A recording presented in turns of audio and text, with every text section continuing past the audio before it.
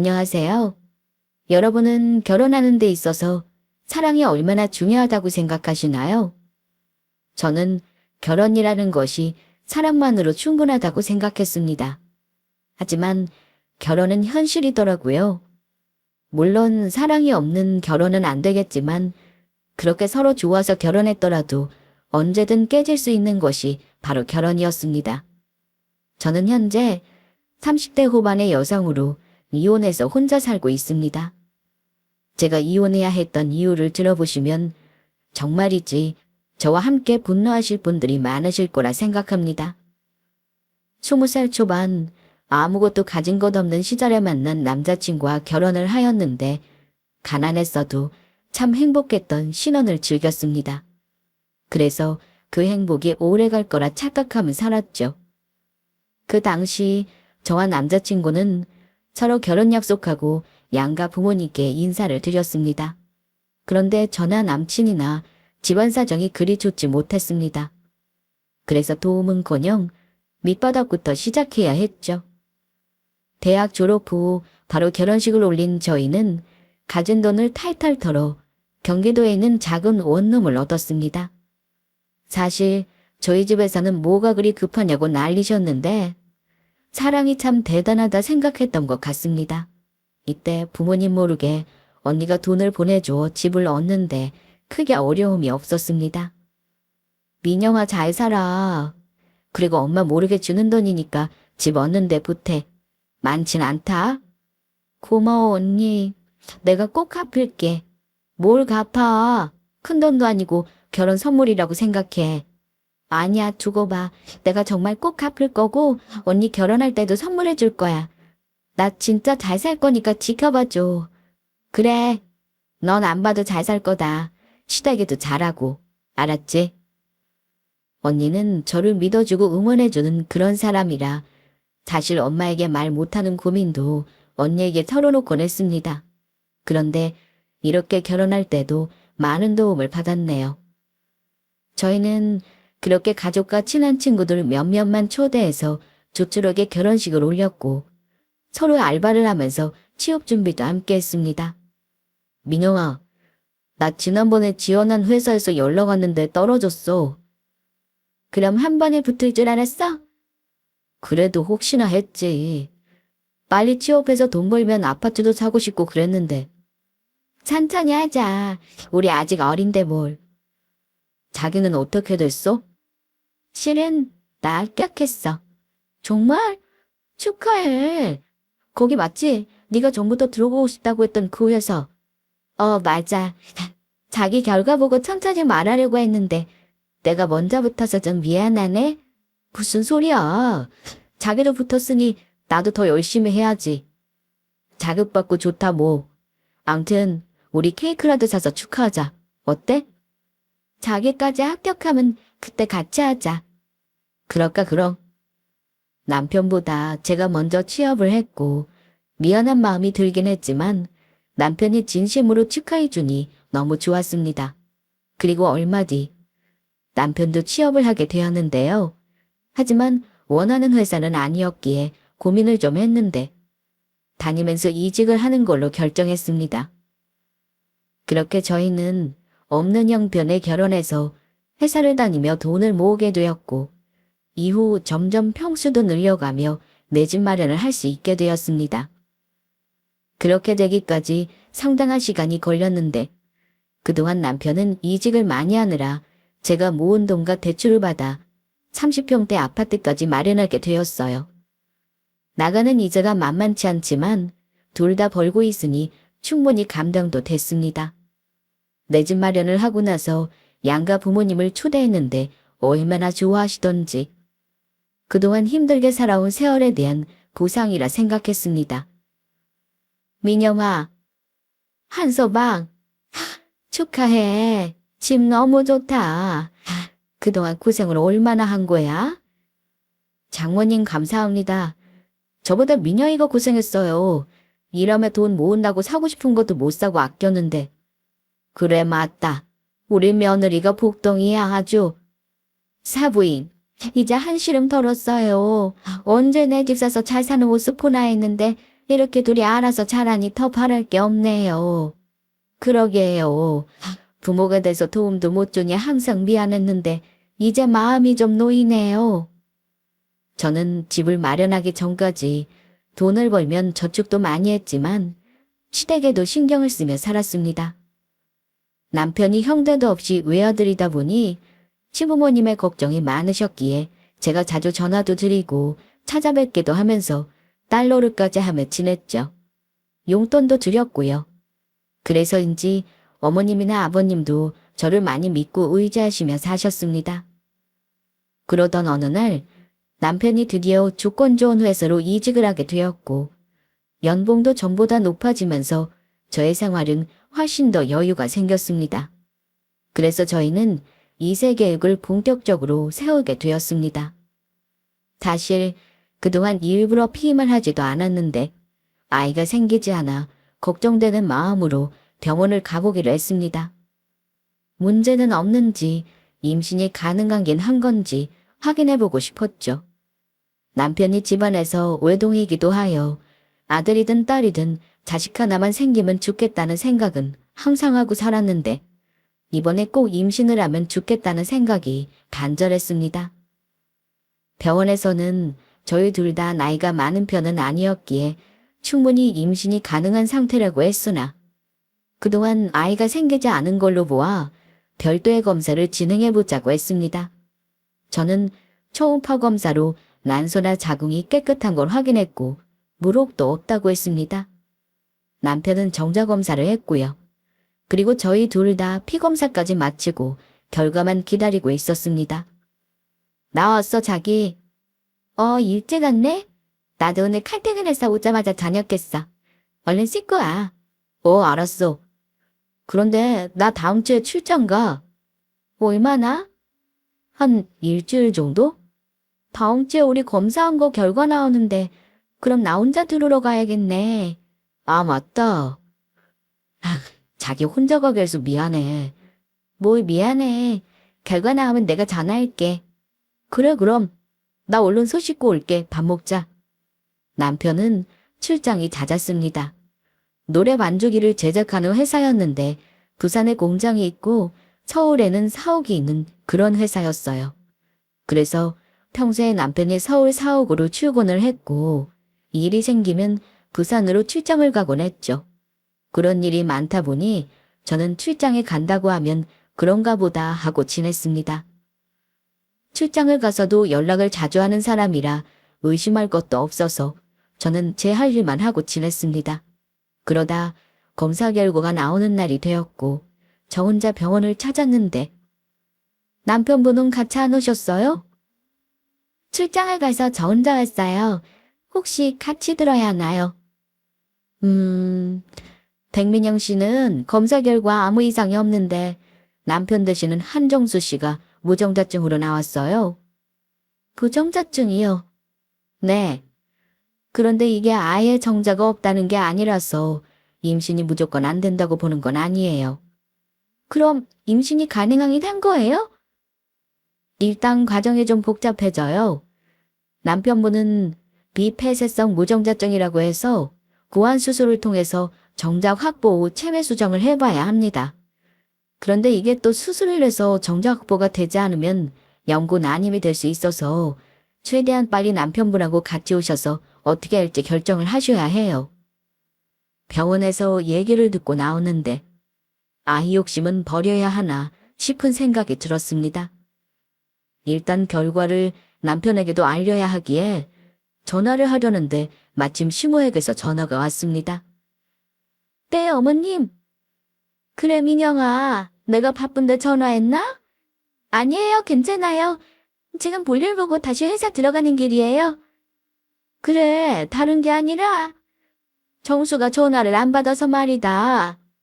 아, 정수씨 출장 가서 부산에 있을 텐데 아마 일하는 중이라 전화 못 받았나 봐요. 무슨 일 있으세요? 아니, 무슨 일은 아니고 모레 할아버지 제사가 있어서 전화했다. 아, 네, 어머님. 알고 있어요. 안 그래도 제가 오늘 저녁에 전화드리려고 했는데 이번 제사에는 저 혼자 가야 될 것 같아요. 바쁘면 안 와도 돼. 청소도 없는데. 괜찮아요. 한 번도 제사에 빠진 적 없는데 이번에도 가야죠. 마침 토요일이니까 아침 일찍 갈게요. 그래, 고맙다. 그때 보자. 저희 시댁은 제사가 많습니다. 결혼 전 이미 다 알고 있었고 가서 절하고 오는 게 어려운 것도 아니기에 신경 쓰이지 않았습니다. 그리고 항상 달력에 체크해두고 살아서 한 번도 제사에 빠진 적도 없었죠. 그래서 이번 제사 때 시부모님께 병원에서 검사받은 결과도 말씀드려볼까 싶은 생각이 들었습니다. 그렇게 토요일이 되었고 저는 혼자 시댁으로 갔습니다. 어머님은 이미 음식을 많이 해두셨는데 그래서 저는 딱히 할 게 없었습니다. 그래서 시모와 시부 이렇게 다 같이 차 한 잔 마시며 병원에 다녀온 얘기를 해드렸습니다. 아이고, 다행이다. 우리 민영이한테 아무 문제 없다고? 네, 결과 보니까 다 깨끗하고 임신 가능하다고 해요. 그럼 우리 아들은 뭐라고 하냐? 혹시 정수한테 문제 있는 거 아니야? 아니에요. 아직 나이도 젊어서 충분히 가능하다고 해요. 요즘 임신 때문에 병원 다니는 사람들 많다고 하니까 너무 걱정 마세요. 시부모님은 그동안 겉으로 내색 한번 하지 않으셨지만 손주를 기다리고 계시는 눈치였습니다. 하나뿐인 아들이 손이 귀한 집이라고 하는데 아들이 무정자증이라고 하면 뭔가 충격을 받으실 듯 해서 좋게 둘러댔습니다. 하지만 없어도 괜찮다고 하셨고 둘이 잘 살고 있으니 그걸로 됐다고 말씀하시더군요. 그래서인지 저는 더 아이 욕심이 생겼습니다. 이렇게 딸처럼 잘해주시는 시부모님께 예쁜 손주를 안겨드리면 얼마나 좋아하실까 싶더라고요. 물론 그 전에 제가 아이가 너무 갖고 싶었습니다. 이렇게 삶의 여유가 찾아왔는데 아이까지 있다면 더 완벽한 가정이 될 것 같은 생각이 들었거든요. 연애할 때 남편과도 딸 하나 아들 하나 있으면 너무 좋겠다는 말을 많이 했는데 현실은 그러지 못했습니다. 저는 그렇게 회사를 잘 마치고 돌아왔고 며칠 뒤 남편도 출장해서 돌아왔습니다. 고생 많았지, 여보? 고생은 뭐. 근데 제사에 자기 혼자 갔어. 혼자 갔지. 근데 항상 어머님이 음식을 다 해두셔서 할 게 없어. 그래도 매번 제사라고 빼먹지 않고 가니까 엄마가 좋아하시더라. 전화 왔었거든. 나도 이번에 느꼈어. 근데 자기 힘들겠다. 얼른 씻고 쉬어. 아, 그리고 병원에서 결과 나왔는데 자기랑 병원 같이 오래. 왜? 나한테 문제 있대. 여기 결과지 봐봐. 무정자? 내가 무정자증이래. 근데 이게 정자가 아예 없는 게 아니래. 그래서 같이 병원 오라고 하더라고. 그러니까 자기 바빠도 시간 좀 내. 알았지? 알았어. 남편은 자신이 무정자증이라는 사실에 매우 놀라는 눈치였습니다. 마치 말도 안 된다는 눈빛이었죠. 저는 이때 생각지도 못한 부분이라 놀랄만하다 싶었는데 다 이유가 있어서 놀란 거였습니다. 남편과 저는 그렇게 병원에 빨리 가보자는 얘기를 나누었고 이후 서로 일이 바빠서 병원 예약을 미루게 되었습니다. 그러다 또 남편의 출장이 또 잡히게 되었고 이번에는 좀 길게 다녀온다고 하더군요. 평소에는 출장을 가면 보통 비행기를 타고 다녀와서 1박이면 충분했고 길어야 저번처럼 일주일인데 이번에는 2달이라고 하더라고요. 여보, 나 다음 주에 출장 가는데 이번에는 좀 길어질 것 같아. 얼마나 길어지는데? 한 2달 정도? 이번엔 좀 기네? 왜? 회사에 무슨 문제라도 생겼어? 그건 아니고 부산 가서 내가 일 좀 도와주고 와야 돼. 그럼 이번에도 사택에서 지내다 오는 거야? 나처럼 출장이 많은 직원은 아예 사택을 내주니까 생활하는 거 걱정 안 해도 돼. 그럼 나 이번 주 안에 부산 가도 돼? 가서 자기 일하는 것도 보고 부산 바다도 보고 오고. 내가 놀러 가? 일하러 가는 건데. 그리고 나 아마 주말에도 출근해야 될 거야. 그럼 내가 저녁 해놓고 기다리면 되잖아. 청소도 좀 해주고. 힘들게 뭐하러 그래. 회사에서 2달이라고는 했는데 가보고 빨리 올 수 있으면 일 마치는 대로 올게. 항상 부산 출장을 갈 때면 짧게 다녀오는 남편이라 굳이 제가 따라가고 싶다는 생각이 들지 않았는데 이번에는 기간이 길어서 저도 가보고 싶은 생각이 들더라고요. 그런데 부산에 가겠다는 말을 듣자마자 남편은 오지 말라고 했습니다. 저 역시 일하러 가는 거 뻔히 하는데 계속해서 따라가겠다고 하는 것도 좀 아닌 것 같아 일단 알겠다고 했습니다. 여보, 잘 도착했어? 거기 날씨는 어때? 잘 왔지. 여기는 그냥 시원하네. 나 이제 공장 들어가 봐야 해. 내가 다시 전화할게. 열심히 하고 전화 줘. 그래. 남편은 출장 가서도 연락을 자주 하는 사람이었습니다. 그런데 이번에는 연락이 통 없어서 제가 전화를 했죠. 그것도 매일 제가 전화했고 짧게 통화 후 끊거나 혹은 아예 전화를 받지 않았습니다. 그럴 때는 좀 서운하긴 했지만 일이 바쁜가 싶어서 그런가 보다 생각하고 넘어갔습니다. 자기야, 아까는 미안. 일하느라고. 괜찮아. 그런데 이번엔 좀 다른 출장보다 더 바쁜 것 같다? 와보니까 아주 엉망이야. 그래서 내가 직접 일하느라 통할 시간이 없어. 이해해줘. 그런데 아까 어머님이 전화 오셨는데 자기가 다음 주에 시댁 들른다고 했다고 하시더라고. 그거 내가 회사 일 때문에 잠깐 서울 가는데 가는 김에 엄마 아빠 얼굴이나 보고 올까 해서 말씀드렸어. 아니, 그럼 나한테도 말해줘야지. 난 모르고 있었잖아. 그게 아예 출장이 끝난 게 아니라 서울 갔다가 그날 바로 부산으로 가야 하는 일정이라 일부러 얘기 안 했어. 그래? 그래도 말이라도 해주지. 암튼 고생하고 서울 올 때 시간 되면 전화 주고, 응? 당연하지. 일 잘하고 금방 올라갈 테니까 밥 잘 챙겨 먹고 있어? 저는 평소와 다름없이 남편과 통화했습니다. 그런데 한 가지 의아한 건 남편이 출장 중에 잠시 서울에 온다는 것이었습니다. 그것도 저 모르게요. 어머님은 당연히 저도 아는 줄 아시고 전화하신 건데 저는 전혀 모르고 있었거든요. 그래도 남편 얼굴이나 볼 겸해서 어머님이 말씀하신 날짜에 시댁에 가기로 했습니다. 남편에게는 서프라이즈로 놀래켜줄 생각이었죠. 그런데 얼마 뒤 어머니께 전화가 왔습니다. 지금 일하는 중이야? 괜찮아요. 전화 받으려고 잠깐 나왔어요. 안 그래도 내일 시댁에 가보려고 했는데. 아니, 어쩐 일로 오려고. 그냥 어머님 아버님도 보고 싶고 내일 남편이 시댁 들른다고 했다면서요. 그래서 남편 얼굴이나 볼까 하고요. 그럴 거 없다. 오늘 왔다 갔어. 오늘이요? 그래, 정말 잠깐 다녀갔고 부산에서 사온 선물만 두고 갔다. 그러니 올 거 없다. 그럼 정수 씨는 날짜가 바뀌었다고 전화나 주지. 바빠 보이더라. 그래서 우리도 더 있으라고 말 못하고 가라고 했어. 그래요? 그럼 제가 나중에 통화해 볼게요. 그래, 바쁠 텐데 너무 자주 전화하지 말고. 좀 기분이 이상했습니다.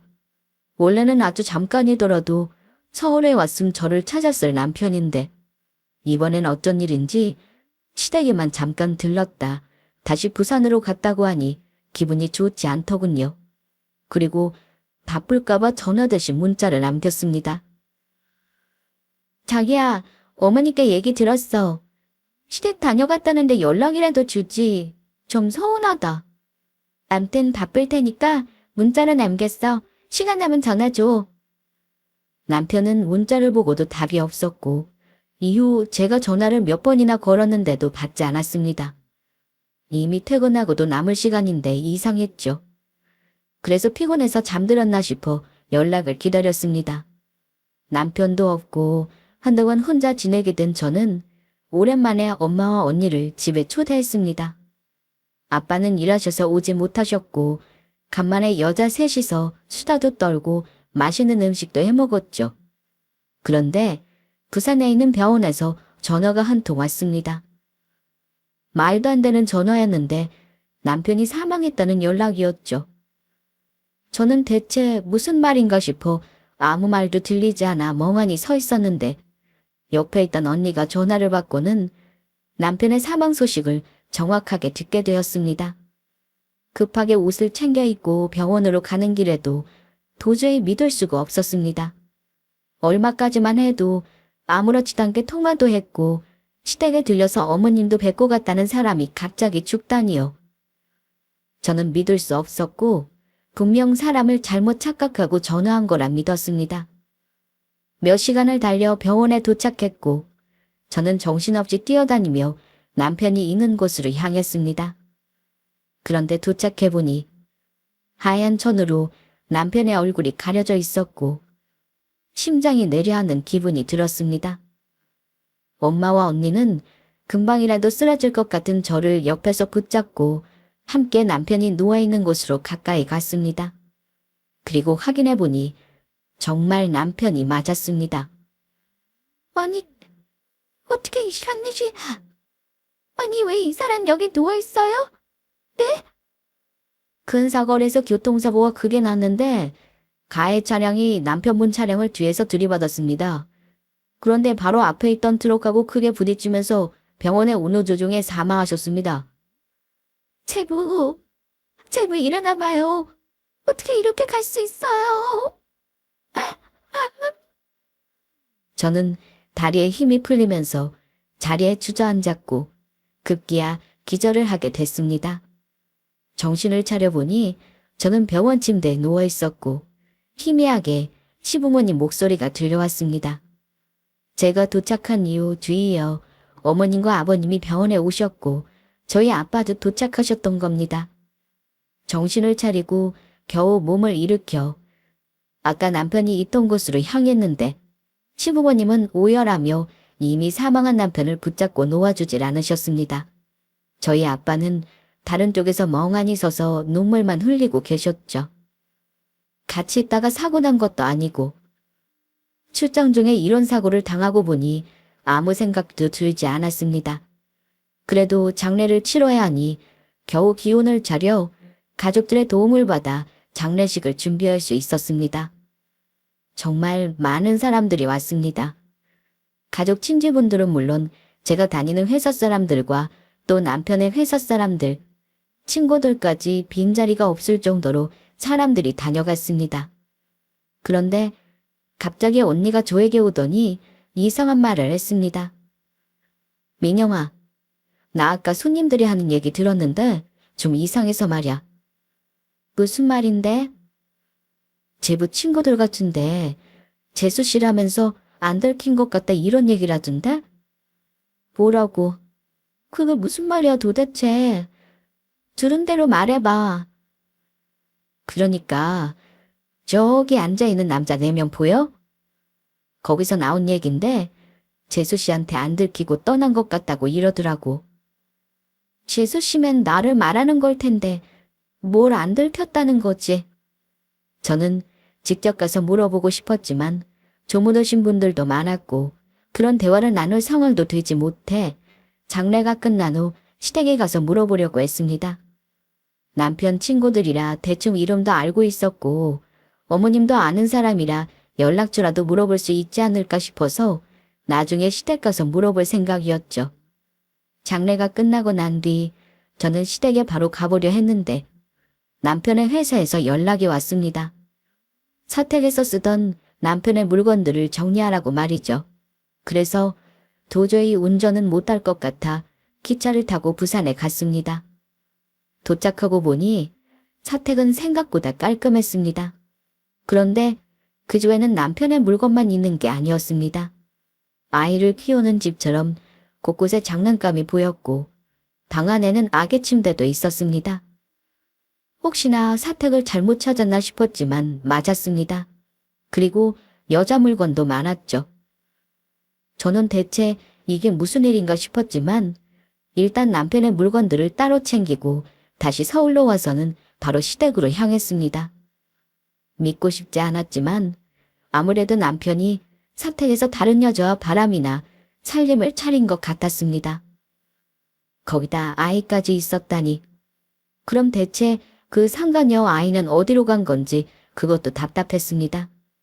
시부모님은 언제나 내 편이니 이번 일을 어떻게 해결하면 좋을지 상의하려고 시댁에 연락도 없이 갔는데 글쎄 그 의문의 여자와 아이가 시댁에 떡하니 있는 게 아니겠어요? 저는 도착하자마자 당황한 시부모님의 얼굴을 아직도 잊지 못합니다. 어머님은 아기를 안고 젖병을 물리고 계셨고 아버님은 저를 보고 아무 말씀도 하지 못한 채 서 계셨습니다. 그리고 아이 엄마도 저를 빤히 쳐다만 보고 있었죠.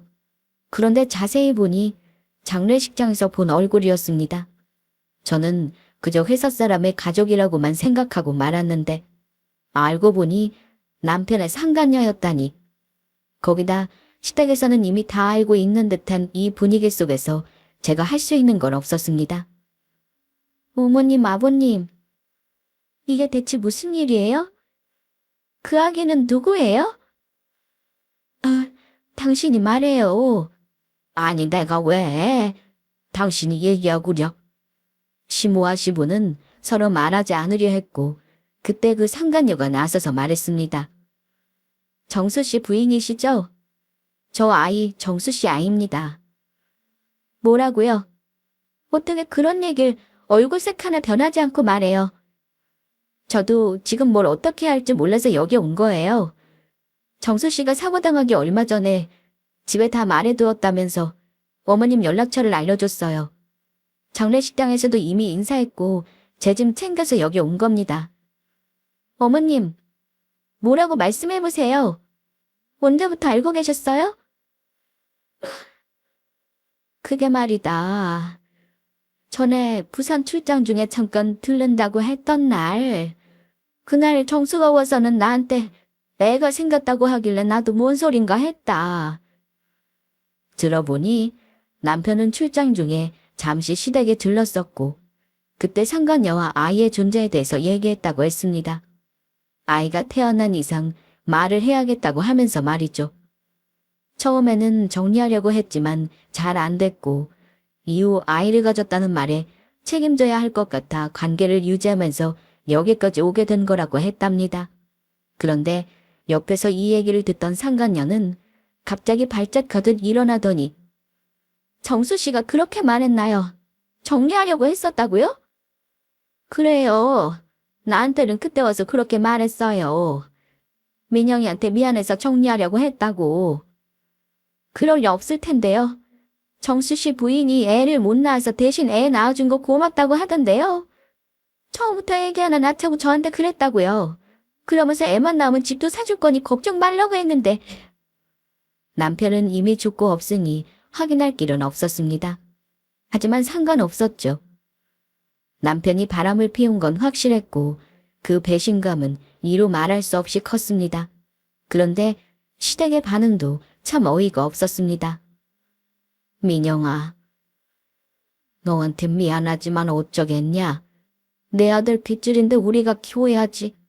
고적에 올릴 거니 그렇게 알거라. 그래, 어쩔 수 없잖아. 그러길래 네가 애라도 하나 낳아줬으면 이런 일이 생겼겠어? 핏줄은 내칠 수도 없고 청수도 애를 끝으로 파란 모양이던데. 아휴. 손주가 생기고 나니 그렇게 이뻤는지 허적에 올릴 거라고 하셨습니다. 그러면서 저한테 말도 안 되는 말도 하셨습니다. 마치 제가 아이를 못 낳아서 이렇게 된 것처럼요. 어머님이라도 그 사실을 아셨을 때 저에게 미리 말이라도 해줬더라면 이렇게 배신감이 크지는 않았을 겁니다. 어떻게 하나뿐인 며느리한테 이럴 수가 있을까요? 저는 더 이상의 미련이 없었습니다. 사실 남편이 죽고 나서 이런 일이 없었다면 저는 시부모님을 계속해서 챙기며 살 마음도 있었는데 이제 제가 굳이 그럴 필요가 없게 되었습니다. 그리고 그냥 떠나기도 싫어졌죠.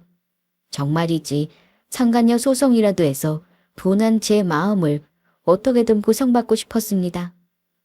그런데 한 가지 이상한 생각이 들었습니다. 남편은 분명 무종자증이라고 했고 자연 임신이 어려워 체외 수정을 해야 한다고 알고 있었는데 상간녀는 같이 살면서 아이가 바로 생긴 거라고 했거든요. 그리고 아직 아이가 어려 얼굴이 계속 변하겠지만 딱 봐도 남편의 얼굴은 보이지 않았습니다. 저는 그날은 그렇게 의심을 품은 채 집으로 돌아왔는데 혹시나 하는 마음으로 남편이 쓰던 면도기와 칫솔을 따로 챙겨두었습니다. 그리고 언니에게 전화를 걸었습니다. 그래 민영아. 좀 괜찮아? 정리는 됐고? 남편 물건 정리 중이야. 그런데 시댁에 갔더니 남편 상간이랑 애가 와 있더라고. 아, 뭐라고? 아니, 제보 바람났었어. 어떻게 그럴 수가 있어? 애까지 있으면 이거 어떡하니? 나도 안 믿겠는데 뭐 어떡해. 정수 씨가 사람만 있었어도 따지든 뭐든 할 텐데 없잖아. 그래서 너 이대로 끝내려고? 나도 그럴 생각이었는데 뭔가 이상해. 뭐가? 그 아기 말이야. 정수 씨가 실은 무정자증이라 자연 임신이 어려워서 병원에서 나랑 같이 나와서 다시 검사받고 시술할지 얘기해보자고 했었거든. 아니, 그런데 임신이 됐다는 거야. 뭐 그럴 수도 있지. 무정자증이 정자가 아예 없는 게 아니거든. 그런데 체외 수정으로 시도해봐야 한다고 했었단 말이야. 그게 좀 걸리네. 거기다 얼굴도 정수 씨를 안 닮았고. 엄마 얼굴을 닮을 수도 있는 거니 그건 그렇다 쳐도 정말 제보에 맞긴 한 거야. 그게 좀 나도 의심스러워. 그래서 혹시 몰라서 남편이 쓰던 물건을 좀 챙겨놨어. 너 혹시 친자검사 이런 거 하려고? 그거 아무나 해주나? 내가 알아보니까 법적 자료로 쓰는 건 불가능하고 대신 개인 확인형으로 친자 맞는지 여부는 확인할 수 있대. 야, 그럼 당장 해봐. 그런데 제보권은 물건이 있으니 됐는데 그 아기 물건은 없잖아. 어떻게 하려고? 안 그래도 고민 중이야. 시댁에 한 번 더 가봐야 될 것 같은데 구할 수 있을지. 저는 시댁에 가서 아이가 쓰던 물건을 구해오고 싶었습니다. 그런데 말처럼 쉬운 게 아니었죠. 제가 다시 시댁에 갈 만한 일도 없었고 또 상간녀가 있었기에 아이에게 접근 자체도 쉽지 않았기 때문이에요. 그래도 시간이 더 흐르기 전에 어떻게든 구해야 했습니다. 그러다 시댁에 항상 뒀던 제 잠옷이 생각났습니다. 명절이나 자고 오게 되는 날 입으려고 남편과 제 잠옷을 한 번씩 주고 지냈는데 그걸 가지러 가겠다고 핑계를 대면 되겠다 싶었죠. 혹시나 미리 얘기하면 택배로 보내겠다고 할 수 있으니 미리 연락도 안 하고 찾아갔습니다. 시댁 현관 비밀번호를 알고 있어서 평소 아무 때나 문을 열고 들어가곤 했는데 언제 바꾼 건지 번호가 바뀌어 있었습니다. 결국 초인종을 눌렀고 문을 열어준 사람은 다름 아닌 상간녀였습니다. 시모와 시부 그리고 상간녀는 제가 온 게 싫었는지 표정에서 다 드러나더군요.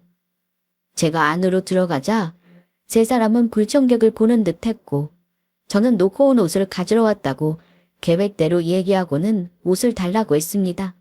그랬더니 시모는 알아서 가져가라며 온 김에 다 챙겨가고 이후로 볼 일이 없었으면 한다고 하시더군요. 계속 얼굴 보면 불편하기만 하다면서요. 저는 알겠다고 하면서 시댁의 작은 방으로 들어가 남편과 제 잠옷을 챙겼습니다. 그런데 거실에서 세 사람이 제 얘기를 하는 게 들렸습니다. 일부러 들으라는 듯이 크게 말하는 듯 했죠. 아니, 언제까지 저렇게 아무 때나 오게 해야 하나? 그래서 현관 비밀번호도 바꿨는데 언제고 와서 문 열어달라고 하면 어쩌죠? 그러게나 말이야. 우리 정수도 죽고 없는데 새 인생 살지 왜 저러는지 참. 진작에 애나 낳지. 그렇게 돈 번다고 일만 하니 이렇게 됐죠. 너무 그러지 마세요. 애가 뭐 쉽게 생기나요? 그건 맞다. 그러니 내가 너보고 잘했다고 하는 거 아니니?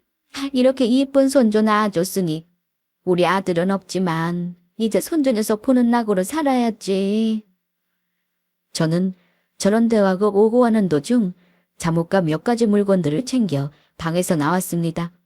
그랬더니 세 사람은 갑자기 대화를 멈췄고 그때 상간녀가 남편이 입던 잠옷을 낚아채듯 가져가더라고요. 아니 이건 우리 정수 씨 잠옷인 것 같은데 두고 가세요. 참나. 그러세요. 그쪽 가지세요. 그래, 이제 다 됐니?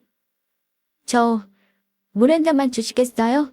급하게 오느라 목이 좀 마르네요. 그래라. 아가, 물 한 잔 내오너라.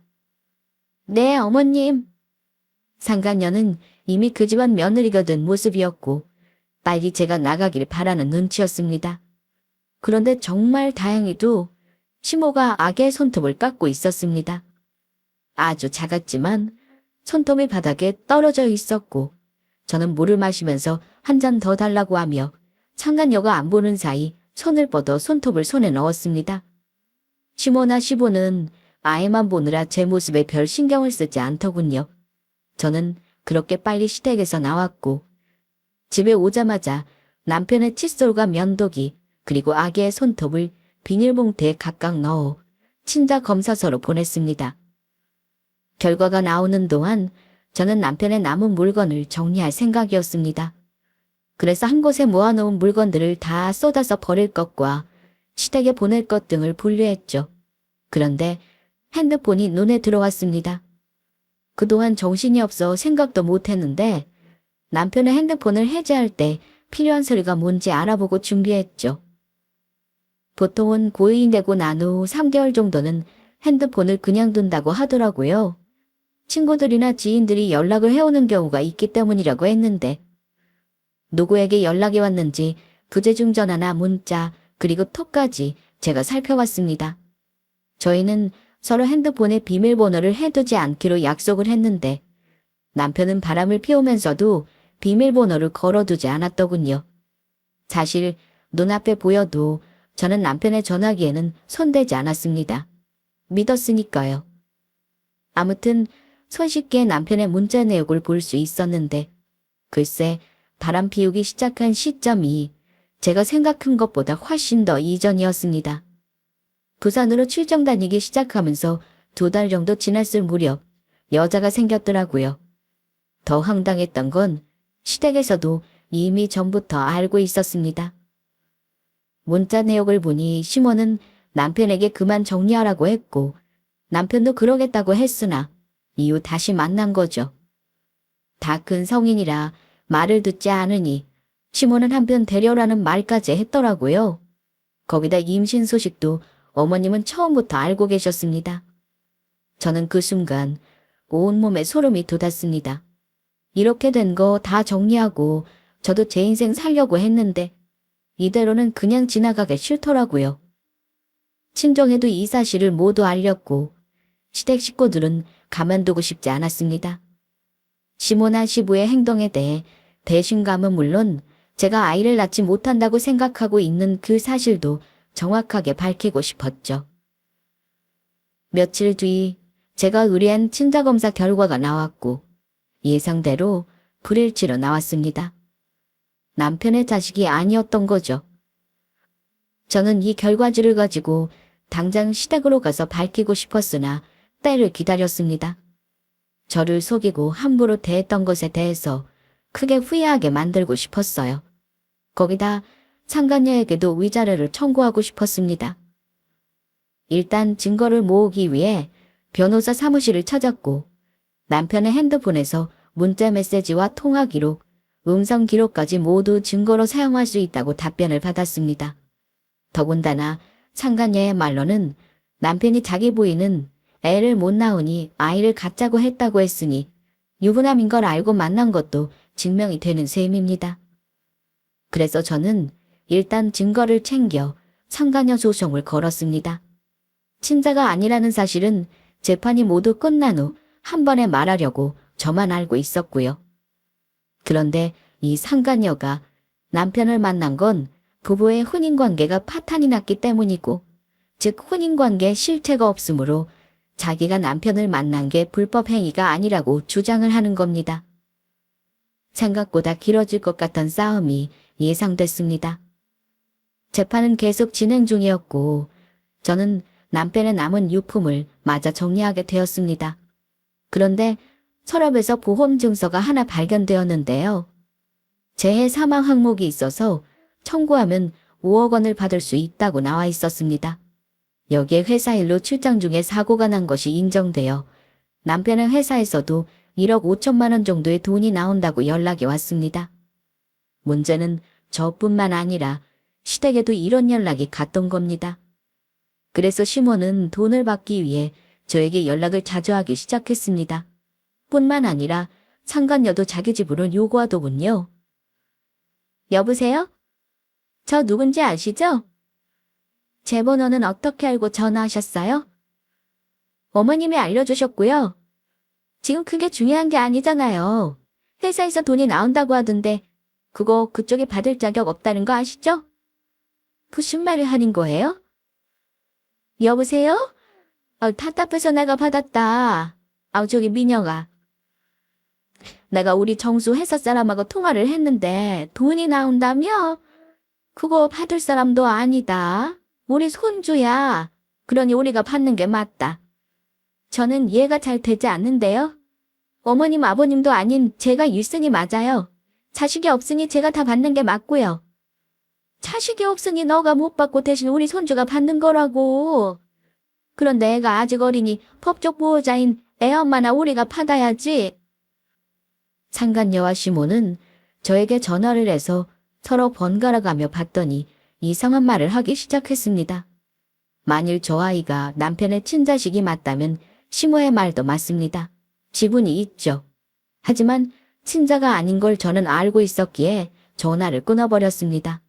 이후 상간녀와 시모, 시부는 저에게 전화를 하거나 협박성 문자를 남겼습니다. 법으로 다 뺏어오겠다며 각오하라는 문자였죠. 하지만 저는 아무 상관없었습니다. 솔직히 그 상간녀는 시모와 시부와도 남남이고 그 자식도 마찬가지고요. 그런데 뻔뻔하게 시댁에서 지내는 모습이 어이가 없었습니다. 이후 저는 남편의 사망보험금 청구를 위해 보험사에 방문하였고 보통 장례를 치르면서 보험 청구도 같이 하지만 이렇게 시간이 좀 지나서 청구하는 경우 확인이 필요하다고 하더군요. 확인이 어려운 경우 고인을 부검해야 한다고도 들었는데 제 남편은 사고 당시 기사에도 실릴 만큼 큰 교통사고여서 더 이상의 확인은 필요하지 않다고 했습니다.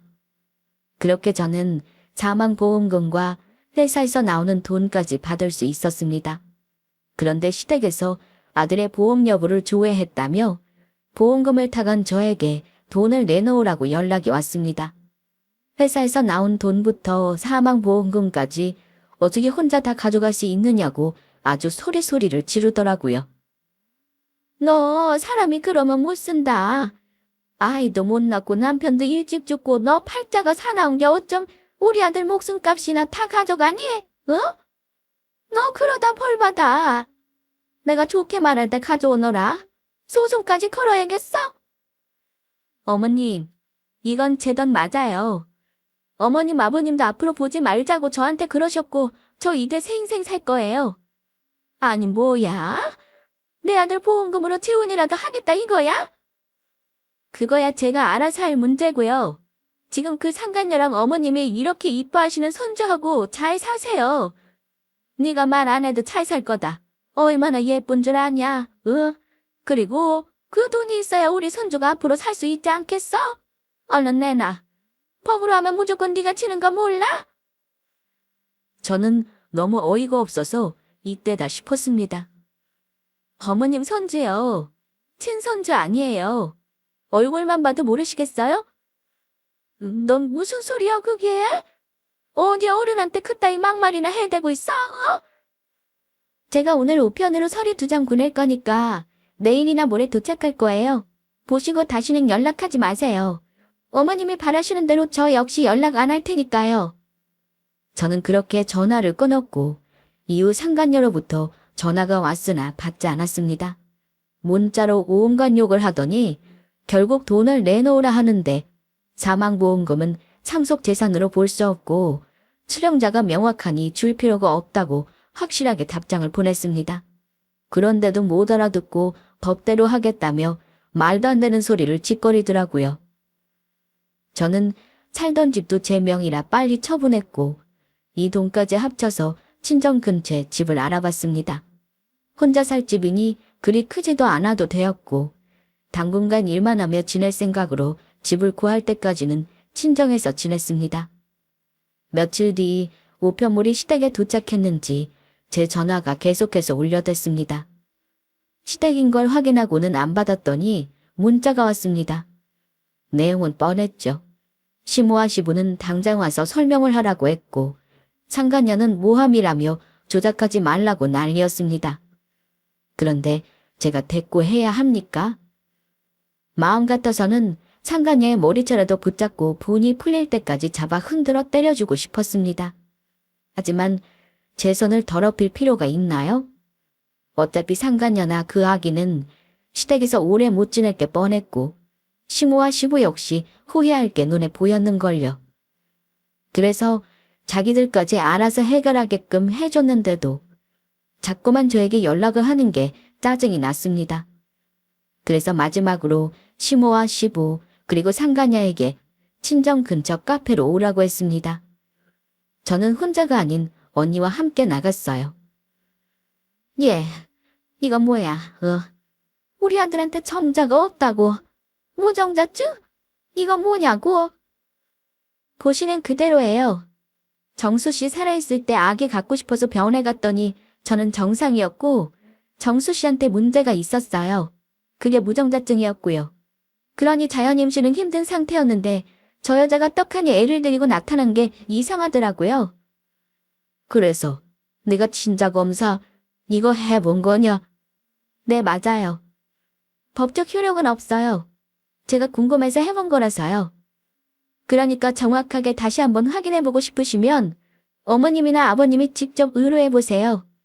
정수 씨가 부산에서 쓰던 칫솔 다 챙겨왔고 하나씩 보관해둬서 쓸 수 있거든요. 필요하시면 드릴게요. 쓰던 면도기도 여러 개라 아직 남아있고요. 제 말에 시모와 시부는 아무 말도 하지 못했습니다.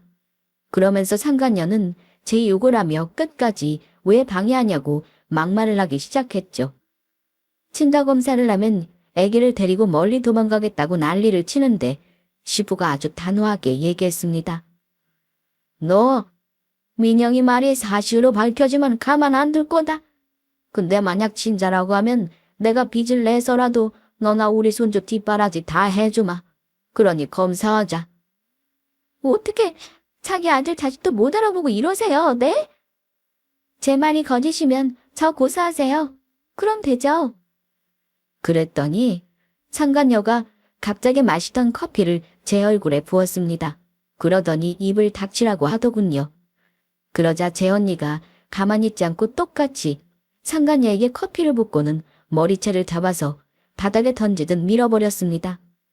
시모와 시부는 아무 행동도 하지 않고 가만히 보고만 있었습니다. 저는 언니와 그 자리에서 나왔고 더는 그 집안이랑 엮이고 싶지 않았습니다.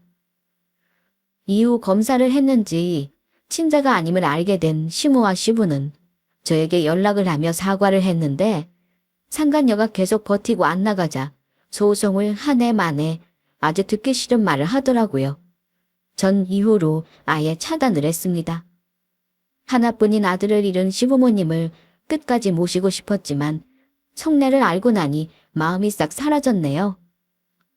상간녀 소송에서는 그간 상간녀가 주장했던 것은 증거가 없어 무효가 되었고 저는 정신적 고통에 대한 손해배상 청구 소송으로 2,500만 원을 받게 되었습니다. 액수로 따지자면 터무니없이 적은 액수이나 원래 상간녀를 대상으로 해서 받을 수 있는 위자료 금액은 그리 크지 않더라고요. 저는 이후로 아주 잘 살고 있습니다. 남편을 잃고 힘들 줄 알았지만 저를 배신한 사람 뭐가 그립겠어요? 시모나 시부 그리고 그 상간녀도 생각할수록 어이없는데 그래서 전 앞으로 씩씩하게 더욱 잘 살 겁니다. 제 사연이 아주 길었지만 끝까지 들어주셔서 감사드리고 여러분들 앞날에 항상 좋은 일만 가득하세요.